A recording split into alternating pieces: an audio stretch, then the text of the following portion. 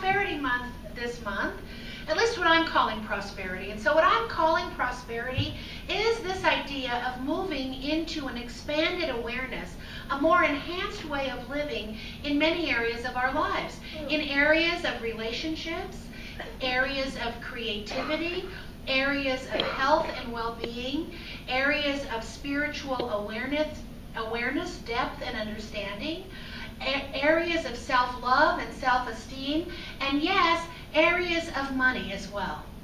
And so I said last week, that's every week here. So even though I'm calling this Prosperity Week, and so many of us, when we just hear the word prosperity, we immediately think money. But prosperity, true prosperity, is more than just money. It includes money for sure, because it seems that that wonderful thing that we call money touches everything in our lives. And that if we don't have enough, chances are our relationships might be suffering. Chances are we're kind of thinking a little bit more negative about the world. Chances are we might be a little unhappy with our jobs, our creativity, our career. Our health might suffer. However, it's just a part, and an important part, but it could be a very small part of what we're calling prosperity. So we're moving this month into an expansiveness, into a greater sense of livingness. And what happens is that as I talk to people, and because I'm in tune to this, you know, what do you think I attract? I attract the conversations in my life, mostly that I want to hear. And so what I'm hearing, even at work, is that there is a longing for more. There's a longing for people to stop settling and to start soaring. That people that I'm talking to are tired of just doing things the way they've always done things, that they have a sense there's a divine discontent, and that there's a sense that there is something more, something greater, some greater purpose, some greater passion that resides right where they are, but they may or may not know how to bring that out. But they know that there's something so important missing. And because that I'm interested in that, I attract these kind of people into my experience all the time. And so that's what this month is all about. But the bad news, I'm going to say in a way, is even though we want this expanded livingness, we want this sense of wholeness, of completion, of connection, we want a sense where we're really grounded, where we recognize our own power, our own worth, our own value, where we're living from a sense of passion, a sense of joy and fulfillment, where we are no longer looking to the outside world for our confirmation that we're doing good, that we're okay, that it really is an internal job. Even though we're looking for all of that, the bad news I'm going to say is you can't get there from here. It's like the cat who was in love with this young man. And the cat prayed to Venus if Venus would just turn her into a beautiful damsel so that she could be with this young man that she loves. And so Venus took pity on this cat and turned her into this beautiful young lady. And sure enough, this young man fell in love with her and took her as his bride. And one day they're lounging in their chamber, just lounging. And Venus is looking on this scene and wondering if the cat actually, along with the match of her external form, if the cat actually changed internally as well. And so Venus plopped a mouse right down in the middle of the room when this young man and woman were lounging. And the cat, forgetting herself, forgetting that she was in this new form, all of a sudden got very interested in the mouse and wanted to chase the mouse and attack it and have it for dinner. And Venus was displeased.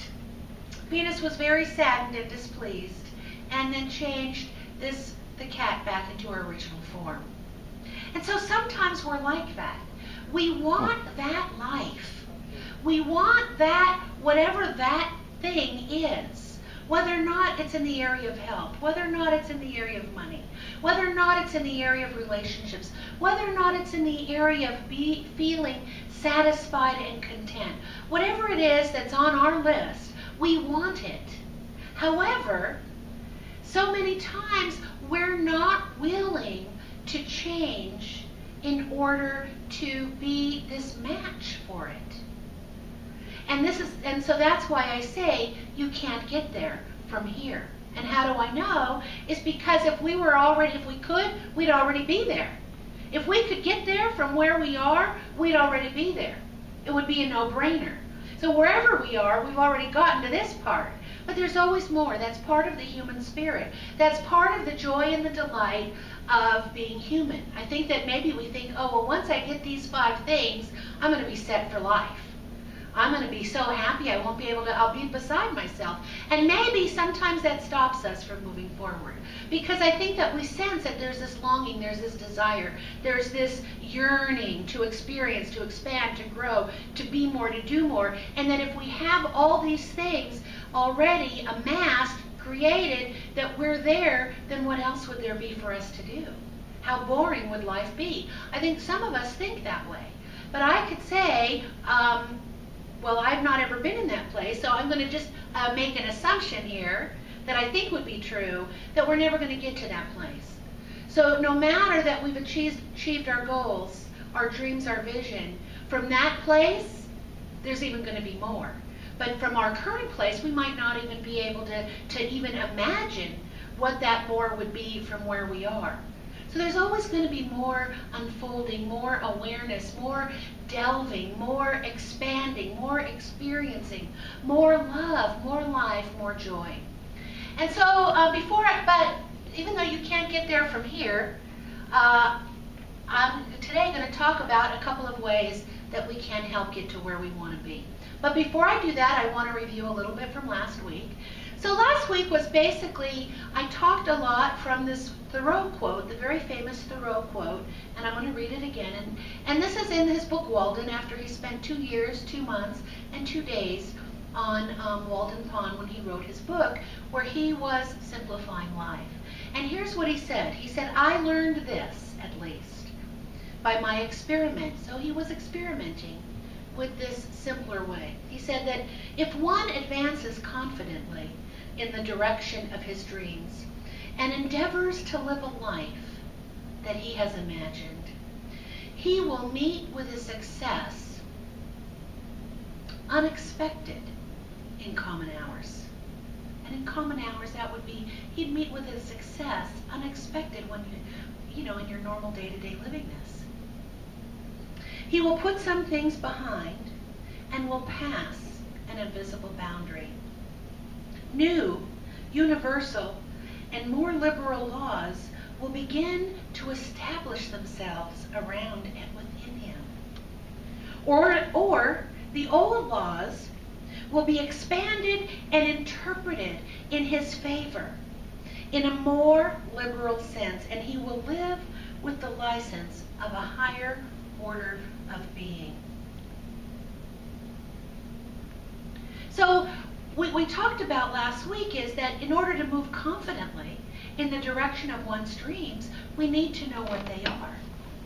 We need to know what they are, and we need to move confidently, not tentatively, not when if. We need to move confidently, and the other thing we talked about last week is that we need to put some things behind us.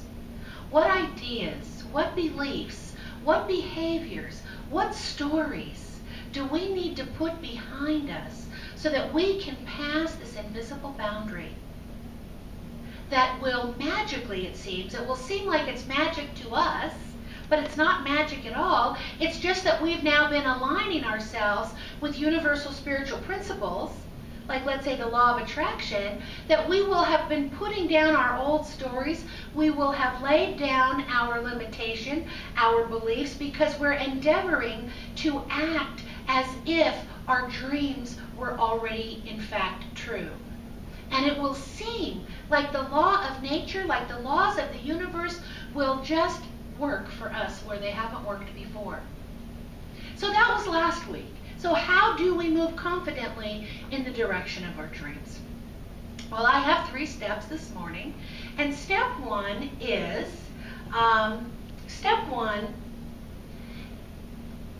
that we need to write down our vision. So this isn't brain surgery. Probably in almost all the classes I give, I'm telling people to write them down.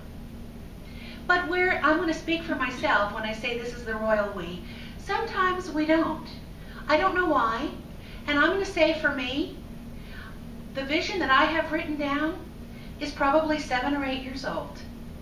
And so even though I might say I want you to write down 100 things, a list of 100 things, I don't follow my own advice. I'll say, oh, I know what they are. I know what they are. Why bother? I know what they are. And so I do have a written down vision, and I have really outlined it. What's my perfect day? And a lot is the same, but it's 7 or 8 years old by now. And the reason I tell people to write down 100 things, it's not that we have to accomplish 100 things, but we might know what our top 5 are. But when we have to really pull things out, some of them are little fun things that it gets our mind working. But here's what happens, and I talk to other people like this if I say write them down. Oh, I know what they are. Well, no. We need to write them down. There's something important and concrete about writing down a goal, a vision, or a dream. And so when I did some writing this week, so I have some fun things. So for example, I want to take a road trip.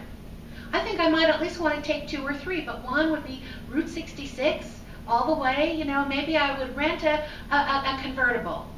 I mean, and I know a lot of Route 66 is right here in Flagstaff, but from Chicago to Santa Monica, you know, that would be a fun road trip. Or a road trip up the eastern seaboard would be fun. I want to see the back of a big rig truck. You know, the place where they sleep? I mean, every time I see a big rig, and if they're big, it's like, wow, because we go to the truck stops, right? And they've got the crock pots that you can plug in to the cigarette lighter. And they've got the microwaves that you can plug in. And so I'm so curious about what that would look like. It's on my list. Maybe another thing that I did put on my list, to speak in front of an audience of 500 people. I'd love to learn French and Italian, so that I can actually go to France and Italy and speak the language. There's a lot of things that could be on the list. Are these my end-all be-all, that I want to save the world, that I want to have an ashram, whatever, that I want to feed the hungry, that I want to open up schools in Cambodia?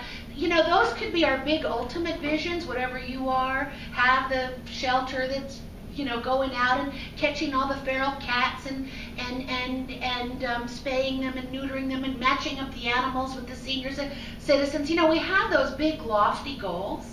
But what about the fun stuff each and every day that we can think about and work on and imagine and dream? And even if it's just the thrill of looking in the back of a big rig cab, check off my list, like, until I write it down and really remember, oh yeah, I bet some of you know somebody who owns a big rig, or know somebody who knows somebody who will say, hey Janet, come up and he'll show you the back of it, check off my list. Do you know what I mean? And then, but whatever, so write them down. And that's why I'm saying as many as you can write. And then it's more not only writing them, but now we need to think about them. We need to read about them. We need to look at that list every day. We need to imagine what it's going to feel like when we accomplish this thing. Because we need to get into the feeling of it. We need to vibrate and energetically have the frequency of the thing that it is that we're wanting. You see, because here's what happens. We're moving in the direction of our dreams. So we have dreams. We might be chasing our dreams. And if we're chasing our dreams, guess what? We're never going to catch them. So we can't get there from here. We can't be chasing our dreams. What really we need to do is step into them. We need to get there. We need to get from them. We need to think from our dreams. We need to try them on for size. We need to act as if. Not so much a fake it till you make it. A little cousin to that. Act as if. So we have a dream. And act from that place of already accomplishing. So we could ask questions like, whatever your dream is, what would $1 million business owner What would $1 million business owner do? How would they behave? How would they think? What would be their language? What would the president of this corporation be? What would a best-selling author do? And so if this is one of your dreams, let's say you want to be a best-selling author. This was a simple trick. And you introduce to new people and they say, what do? You can say, I'm a best-selling author. They're not going to know. And you're affirming it. You want to be a platinum selling CD, a platinum selling recording artist. So declare that. I'm a platinum recording artist. Whatever it is that we want, we need to move and plant our feet firmly in that dream, that vision. Try it on for size. Wear it for a while and act from that place so that we're not moving so much in the direction of our dreams. We are, but really we're becoming it. We're living it.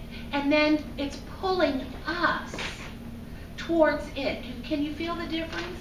So that would be step one. Because also, it is that vibration, it's that energy, it's that frequency. We want to be at that same level of whatever it is that we want. And it's just like any other frequency. So if we want to listen to 101.5 on the radio, we've got to tune in to 101.5. We can't put the radio station on 91.5 and say, well, I'm going to get there slowly. We can't listen to 91.5 and expect, and we know this, and we can't expect to listen to the station that we want, which is at 101.5. And it doesn't matter. The radio does not care. It's a frequency match. The radio doesn't care. We could scream at it. We can say that we're victims. We can let it know our stories. We can have temper tantrums and we can cry. The radio will not care. It's going to give you 91.5. We can yell. We can cajole. We can beg. We can make agreements and promises that if it just this one time will tune us into the station we want, we promise never, ever to untune again. It doesn't care. It's not going to happen. What has to happen? We need to step in to 101.5 and tune in. And that's just like what we need to do. We just need to tune in to where it is that we want to be and become that frequency and draw to us that thing that it is what we want. But we need to know what we want. We need to know what our desires are. And so sometimes I think, and I do, I get it. I talk a lot. Matter of fact, it's going to be in the Friday follow-up. Maybe it was last Friday, but it might be this Friday's follow-up, Power Boost, again. And I know I talk a lot about this because I'm passionate about this. Because I talk to so many people who we have lost our dreams. But I don't want you to misunderstand when I'm talking about dreams.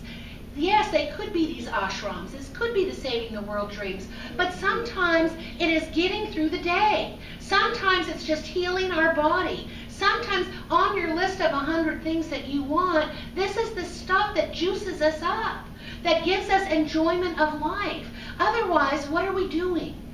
We've got nothing to look forward to when we open our eyes from bed if we're just going through the motions of doing the same thing over and over and over again without any idea if there's some joy going on, there's some love going on, there's some laughter going on, there's some relationships that can be better going on, there's some money to be had, there's some appreciation to give, there's some sunsets to view, there's some hiking trails that we haven't looked at, there's some shopping to do, there's some more glittery jewelry to snazz us up. These would all be something that I'm going to consider moving in the direction of your dreams.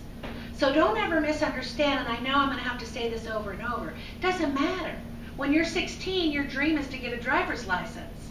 And when you're 20.7, maybe your dream is to go to Vegas and have your first drink. It doesn't, what is it that calls us? What is it that we'd like to experience just even for fun? Just even for fun.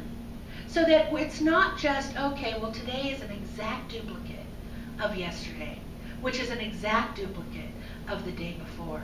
And even if our yesterday was phenomenal, wouldn't it be better if tomorrow is even more phenomenal? How much joy and happiness are we willing to experience? How much fun are we willing to have? How much love are we willing to receive? And how much love are we willing to give? How much more can we step into an idea and appreciation of our own sense of magnificence and worth? These are all worthy, worthy, worthy dreams or visions or goals, or put whatever word that you want to use in there.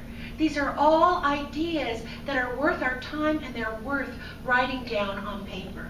So Rhonda Byrne, who you may know, she wrote The Secret, but she also wrote another book called The Power, and she writes this: whether you want to change your health, money, relationships, or anything else, the process is the same. Imagine what you want.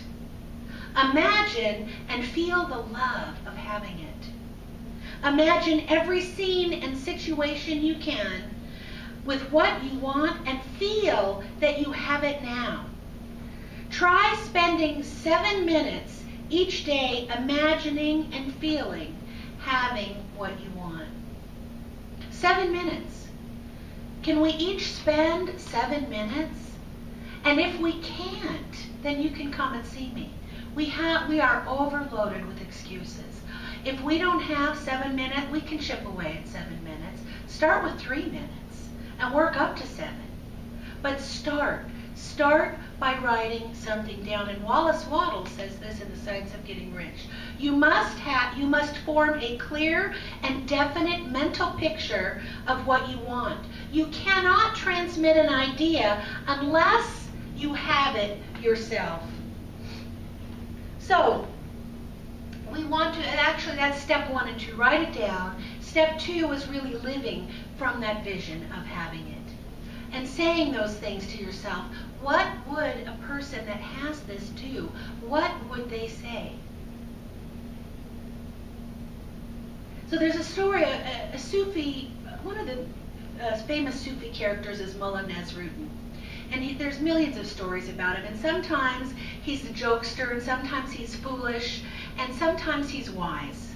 But there's a lot of stories about him. And so here's a Nasruddin story. And so Nasruddin is hanging out at a bar. Well, he's having some tea with some friends. And he says, you know, when I was a young man, I prayed. And I prayed to Allah. And I said, Allah, please give me the wisdom to change the world.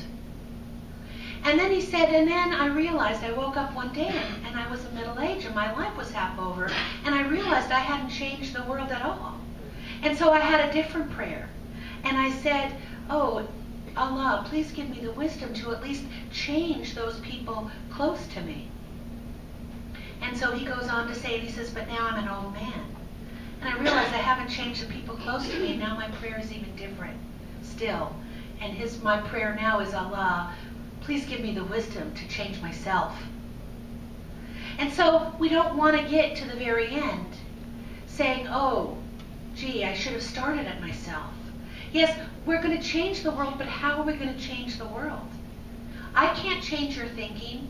I can't go in. I said, let's write down our goals. Who has to write down the goals? I do.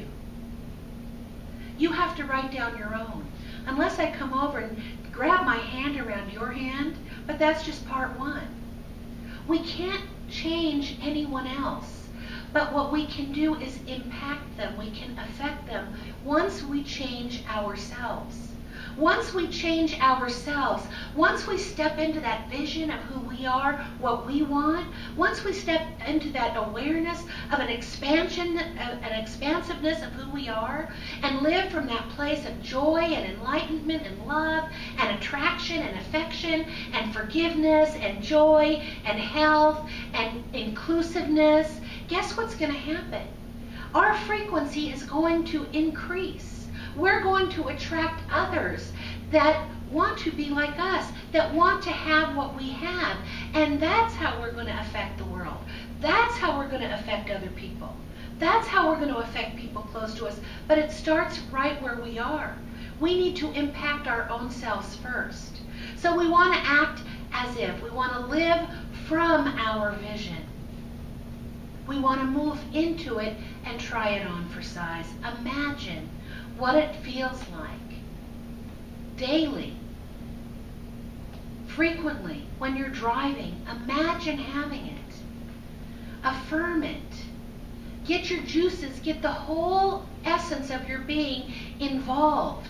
This is why we can write it down. If we're just thinking, it's just one form. But when we can write it, it brings another essence to it. When we can read it, it brings even another essence. So we're seeing it visually, we're feeling it as we write it out. It might be nice to write it out every single day. Then I wouldn't say do 100 of them, but maybe your top 3 or your top 1. Write it out every single day. Because you know, they say the handwriting, if you're doing handwriting, bypasses your critical mind and goes right to your subconscious. I don't know that that's true, but it could be true if we declare that it's true. But we get more of our own self involved in what it is that we say that we want, whatever it is. And I would say this as well: don't apologize and don't feel guilty. So I find this a lot with women I talk to, is that we're afraid of wanting too much. We're afraid of looking like we're selfish. We're afraid of seemingly like we're greedy. We feel guilty. Oh, that somebody, here's the thing, if you feel guilty because you think that if you have more, somebody has less, that's idea almost number 1 that we have to heal. There is unlimited good to go around. It's not a limited pie. So if you have whatever it is that you want, if you are exuding the best perfect health that there ever could be, does that take away health from anyone else? No. If your relationships are so fulfilling, so uplifting, so nourishing, so supporting and loving and perfect, is that taking away relationships from anybody else? No. And the same could be said with anything we want. We might get a little bit crazy when we think about money, because then we think that there is only so much money. But it's the same. Money is an idea. Money is energy. The people that have the consciousness of money have money. There's plenty of money. Plenty. But we think there isn't enough, maybe, and so we don't want to have too much. Just enough to be comfortable, just enough to pay our bills. We don't want people to think we're greedy. So I would say never apologize for what your goals and your dreams are. Ever apologize and don't feel guilty. And if you feel the need to do either one of those, then let's work on that, overcome that. What would a successful person feel like? What would they look like? What would somebody who absolutely loves and accepts themselves completely, unconditionally, what would they say? How would they behave? What would they do? How would they act? They would not be apologizing. They would be stepping into their fullness. They would be appreciating and honoring, because they know that they are indeed super, super, super important to the unfolding of this planet. So that's number 2. And then number 3 is gratitude. And that's my end step. If ever I have steps, gratitude is always the last one. Always. Gratitude just goes without saying. It's an energizer and a magnifier. It's an enhancer. When we're really appreciative, when we're really thankful, when we really have some gratitude, then we're already vibrating at a higher rate. And we can always find something to be grateful for, always. And if we're really a little bit more enlightened, we can even be appreciative and grateful for any challenges we're going through, because we know that if we really come out on the other side, it's an opportunity, a great opportunity to understand even a greater way. Not only to understand our own selves, because we create our own challenges, but an opportunity to understand others. So we can actually, when maybe not initially, but ultimately we can even be grateful for any challenges that we're going through. Certainly once we've gone through them, we can be grateful because we come out victorious. We come out the other side. We have a sense of confidence and love and accomplishment many times, but we can always find something to be grateful for. And we can be grateful for our list. We can be grateful for the things that we've already done. We can be grateful for so much. So that's always step 3. Gratitude is that enhancer. It's a magnifier. It's a booster. It's an attractor. It is all good stuff, and we can just be grateful all the time. So what can you do in your own vision? How can you step into it? First, we need to write it down, but how can you step in to your vision in a different way? What can you lay down today or this week? What can you put behind you so that you can cross that invisible border? What idea are you going to need to put away so that you can move into it? What idea do you need to embrace? How do you need to think a little bit differently? What do you need to do to behave differently? And if maybe 100 things come to your mind, just choose one. We don't need, and I think this is the other fallacy, we think that we need to get from point A to point B yesterday. It's one step at a time. It's moving forward. It's endeavoring to move forward, one inspired step after the other. And maybe the inspired step you take today is just a step to lay down your story. Maybe it's a step to be willing to move into your greatness in a greater way than ever before. Maybe it's willingness to move into an acceptance of a better relationship with yourself. I don't know what's going to be on for you, but what do we need to lay down so that we can move forward and move from the direction of our dreams? So we want to be the vision, move confidently, and just see then, if you think that the laws of the universe change in your favor because now you are a match in a greater way than you've ever been a match before. And that is prosperity. And so it is. So it is.